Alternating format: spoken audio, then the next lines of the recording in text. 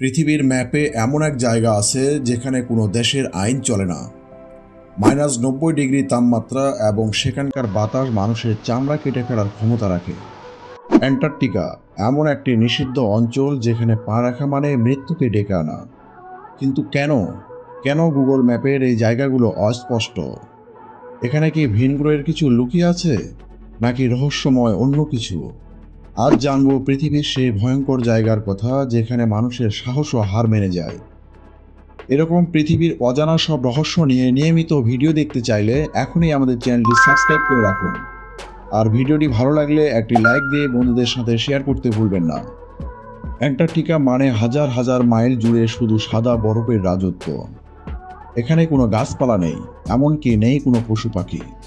কিন্তু কেন এই জায়গাটা নিয়ে মানুষের এত কৌতূহল? অনেকে বলেন এখানে এলিয়েন বা কোনো প্রাচীন রহস্যময় শহর আছে।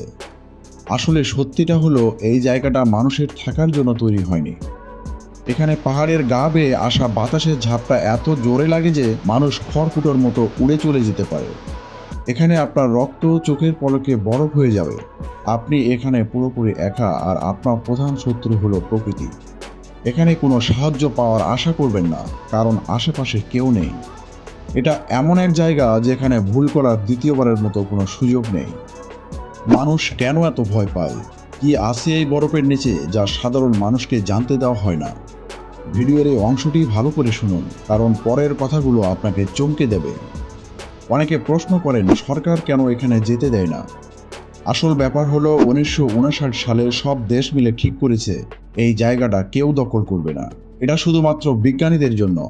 এখানে কেউ পর্যটক হিসেবে যেতে পারবে না। কেন জানেন? কারণ এখানে যদি সাধারণ মানুষ ভিড় করে, তবে আবর্জনা আর মানুষের পায়ের ছাপে এই বরফের রাজ্য নষ্ট হয়ে যেতে পারে। আমাদের পায়ের ছাপও এখানকার বাস্তুসংস্থা নষ্ট করে দিতে পারে। এখানে অক্সিজেন কম আর সূর্যের আলো নেই বললেই চলে। যারা এখানে যায় তারা বছরের পর বছর ট্রেনিং নিয়ে যায়। আপনি সাধারণ জামা কাপড় পরে এখানে নামলে 10 মিনিটেও টিকতে পারবেন না। এটি কোনো পর্যটন কেন্দ্র নয়, এটি পৃথিবীর রক্ষা কবচ। আপনি কি মনে করেন সরকার কিছু লুকাচ্ছে, নাকি প্রকৃতি নিজেই আমাদের আটকানোর জন্য এক অদৃশ্য দেয়াল তৈরি করে রেখেছে? সত্যিটা কি খুব ভয়াবহ? বিজ্ঞানীরা পাগল নন যে এখানে জীবনের ঝুঁকি নিয়ে পড়ে থাকবেন। অ্যান্টার্কটিকার বরফের নিচে জমা আছে পৃথিবীর লাখ লাখ বছরের ইতিহাস। বিজ্ঞানীরা বরফের অনেক গভীর থেকে নমুনা সংগ্রহ করেন। সেটা থেকে বোঝা যায় হাজার বছর আগে পৃথিবী আসলে কেমন ছিল। পৃথিবী কিভাবে গরম হচ্ছে তার উত্তর লুকিয়ে আছে বরফের স্তরে স্তরে। এটি পৃথিবীর এক লাইব্রেরির মতো। এখানে এক গ্লাস পানির দাম লাখ টাকার সমান। বিজ্ঞানীরা যখন বরফের গভীর থেকে আইস কোর বের করে আনেন, তখন তারা আসলে ইতিহাসের সাক্ষী হয়ে যান।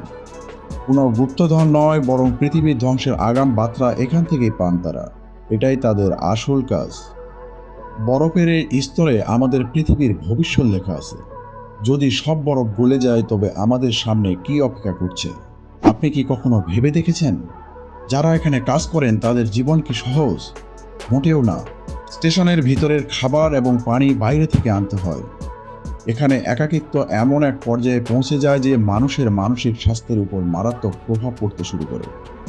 একে বলা হয় উইন্টার ওভার সিনড্রোম। দিনের পর দিন সূর্যের আলো না পাওয়া, বাইরের জগতের সাথে কোনো যোগাযোগ না থাকা, সব মিলিয়ে এক অদ্ভুত জেলখানা। বিজ্ঞানীরা যেখানে স্বেচ্ছায় যান, কিন্তু প্রকৃতি তাদের বন্দি করে রাখে। তারা যখন বরফের মরুভূমির দিকে তাকান, তারা আসলে নিজেদের অস্তিত্বের পরীক্ষা নেন। তারা বোঝেন মানুষ কতটা ক্ষুদ্র। এখানে প্রকৃতি আমাদের সাথে যুদ্ধ করে না, প্রকৃতি আমাদেরকে উপেক্ষা করে।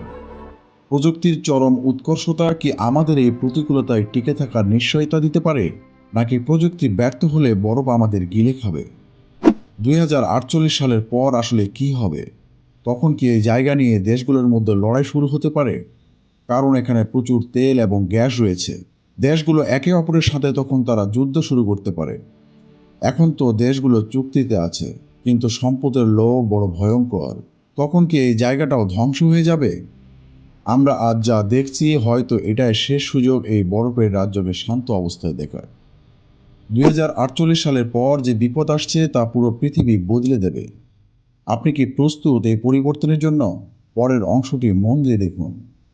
প্রাচীন মানচিত্রগুলোয় অ্যান্টার্কটিকার কথা উল্লেখ আছে, অথচ আধুনিক মানুষের তা আবিষ্কারের অনেক আগে। মানুষ বলে প্রাচীন কোনো সভ্যতা এখানে ছিল, কিন্তু এর কোনো শক্ত প্রমাণ নেই। এসব গল্প শুনতে ভালো লাগে, কিন্তু বাস্তবতা হলো অ্যান্টার্কটিকা নিজেই এক রহস্য। এখানে এমন কিছু জায়গা আছে যা এখনো কোনো মানুষ স্পর্শ করতে পারেনি। স্যাটেলাইটের নজরদারি থাকলেও কিছু অঞ্চল এখনো রহস্য দিয়ে আবৃত। এটাকে কি ভিন গ্রহের কিছু বলবেন, নাকি প্রকৃতির বিশালতা? আসলে অ্যান্টার্কটিকা আমাদের মনে করিয়ে দেয় পৃথিবী এখনো রহস্যে ঘেরা। প্রাচীন মানচিত্রগুলো কেন এই মহাদেশের কথা বলতো, যখন কেউ এখানে যেতে পারতো না? আপনার কি মনে হয় আমরা কি একাই এই পৃথিবীতে বসবাস করি? এখানে প্রাণী হিসেবে আছে পেঙ্গুইন, সিল আর কিছু সামুদ্রিক পাখি। তারা কিভাবে এই ঠান্ডায় বেঁচে থাকে, এটা প্রকৃতির এক বিস্ময়। তাদের শরীর এমনভাবে তৈরি যে -ডিগ্রি তাপমাত্রাও তাদের শরীরে কোনো প্রভাব ফেলতে পারে না। অ্যান্টার্কটিকা আমাদের শেখায় যে পৃথিবীতে টিকে থাকার জন্য সবসময় আধুনিক প্রযুক্তির প্রয়োজন নেই। কখনো কখনো অভিযোজন বা অ্যাডাপ্টেশন আসল শক্তি। আমরা যখন অ্যান্টার্কটিকার এই নিষ্ঠুর সৌন্দর্যের দিকে তাকাই, আমরা আসলে পৃথিবীর অমোঘ নিয়মটা বুঝতে পারি। সব কিছুর একটি নির্দিষ্ট ভারসাম্য আছে। এই প্রাণীরা কিভাবে আমাদের চেয়ে বেশি শুকিয়ে বরফের রাজ্যে? তাদের থেকে কি আমাদের কিছু শেখার আছে? আমরা কি অ্যান্টার্কটিকা রক্ষা করতে পারবো? এই মহাদেশটি যদি গলে যায়, তবে সমুদ্র পৃষ্ঠের উচ্চতা বেড়ে পৃথিবীর শহরগুলো তলিয়ে যাবে। এটি কেবল বিজ্ঞানীদের বিষয় নয়, এটি আমাদের সবার বিষয়। গ্লোবাল ওয়ার্মিং বা বৈশ্বিক উষ্ণায়ন কমানোর দায় আমাদের। আমরা যদি সচেতন না হই, তবে অ্যান্টার্কটিকার বরফ শেষ হয়ে যাবে, আর সেদিন পৃথিবী হবে বসবাসের অনুপযোগী। অ্যান্টার্কটিকা আমাদের সাবধান করছে। এটি কেবল বরফের টুকরো নয়, এটি আমাদের আয়না। আমরা যে পথে হাঁটছি সেই পথের শেষ কোথায়, তা জানার জন্য অ্যান্টার্কটিকার দিকে তাকালেই হয়। সময় শেষ হওয়ার আগে কি আমরা আমাদের ভুল বুঝতে পারবো, নাকি পৃথিবীর শেষ অধ্যায় লেখা হবে এই বরফের মধ্যেই? ভিডিওটি শেষ করার আগে আপনার মতামত দিন। আপনার বুদ্ধিদীপ্ত মতামত কমেন্ট সেকশনে জানান। আপনি কি মনে করেন 2048 সালের পর এই মহাদেশটি পৃথিবীর জন্য অভিশাপ হয়ে উঠবে? আপনার দৃষ্টিভঙ্গি আমাদের পরবর্তী আলোচনার দিশারি হতে পারে। ভিডিওটি ভালো লাগলে লাইক দিন, বন্ধুদের সাথে শেয়ার করুন এবং সাবস্ক্রাইব করে আমাদের সাথে যুক্ত থাকুন। কারণ আমরা এখানে কেবল ভিডিও বানাই না, আমরা একসাথে সত্যের গভীরে যাওয়ার চেষ্টা করি। আপনার সচেতনতায় পৃথিবীকে রক্ষার একমাত্র পথ। সাথে থাকার জন্য ধন্যবাদ।